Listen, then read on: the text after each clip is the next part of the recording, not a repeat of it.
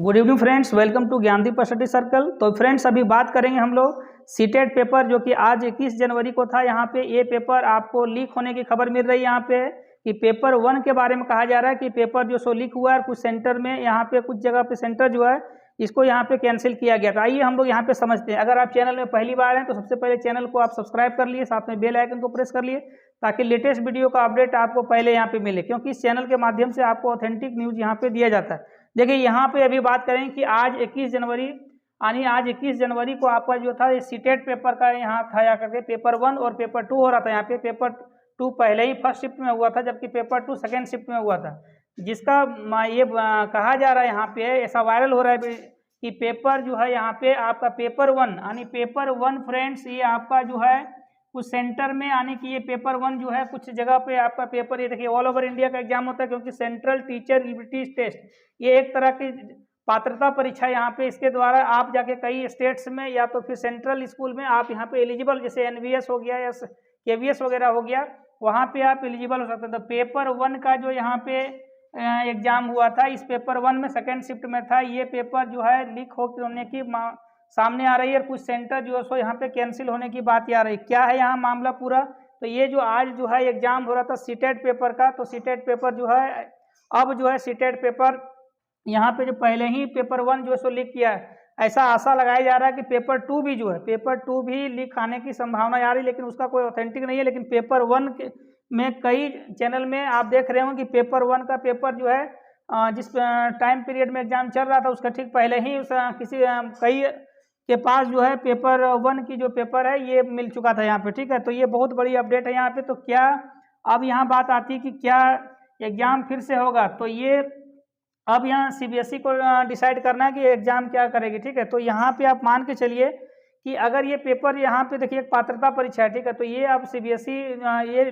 सबसे पहले ये पता करेगी किस जगह पे यहाँ पे सेंटर, मतलब कि किस सेंटर में कितने एरिया में इसका जो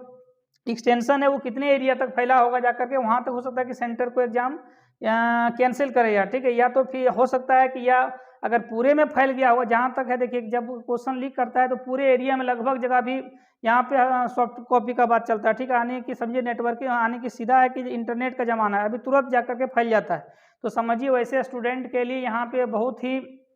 खराब रहेगा, जो कि बहुत कड़ी मेहनत किए होंगे, इसके लिए तैयारी किए होंगे, और इसका लाभ जो है वैसे स्टूडेंट को मिल गया होगा जो बिना तैयारी किए हुए, उनको अगर यहाँ पे समझिए कि रिजल्ट अगर क्वेश्चन पहले ही मिल गया होगा तो उनका समझिए कि उनका हो जाएगा यहाँ पे बेनिफिट। तो ये अब एग्जाम जो है पूरी तरह से कैंसिल होना चाहिए यहाँ पे, क्योंकि अगर ये सही हो, अगर ये जाँच में अगर सही आता हो तो पूरा तरह से पेपर 1 और पेपर अगर 1 कैंसिल, समझिए कि पेपर 1 के बारे में तो लोग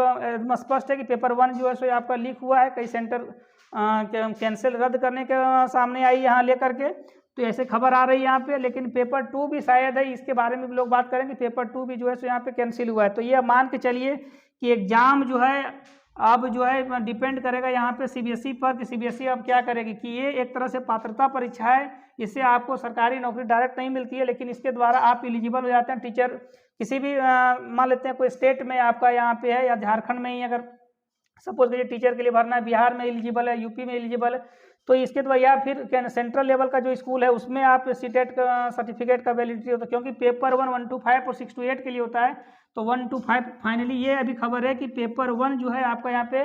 ये पेपर लीक होने की बात आ रही है, यानी ये पेपर समझिए कि 100% इसमें है कि आपका ये पेपर जो है सो लीक हुआ है जा करके। अब ये सीबीएसई जो है कितने समय के बाद इस पर क्लियरिटी करती है कि पेपर को, पूरे पेपर को कैंसिल करेगी, या तो फिर जांच में जितने एरिया पे उसका देखेगी जाकर कितना एरिया में इसका एक्सटेंशन हुआ होगा जाकर, ठीक है। तो यह ऐसा माना जा रहा है कि पेपर 2 भी जो है, पेपर 2 भी हो सकता है कि लीक आने की बात आ रही है। अब ये कितना सही है ये बाद में आपको पता चलेगा। तो क्या परीक्षा यहाँ पे फिर से होगी, तो अगर देखिए ये परीक्षा तो अगर पेपर लीक हुआ है तो 100% ये परीक्षा जो सो रद्द होनी चाहिए जा करके, लेकिन अगर परीक्षा रद्द भी होता है तो कई स्टूडेंट को यहाँ पे मौका नहीं मिल पाएगा। समझिए कि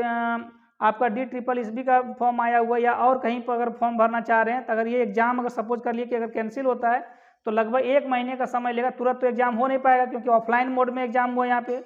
तो ऑफलाइन मोड में हुआ है जा करके, तो ये पता कर पाना सबसे पहले बहुत बड़ी चुनौती होगी यहाँ पे कि किस जगह पर यहाँ पे ये जो है सो यहाँ पे लीक किया गया होगा, ठीक है। तो ये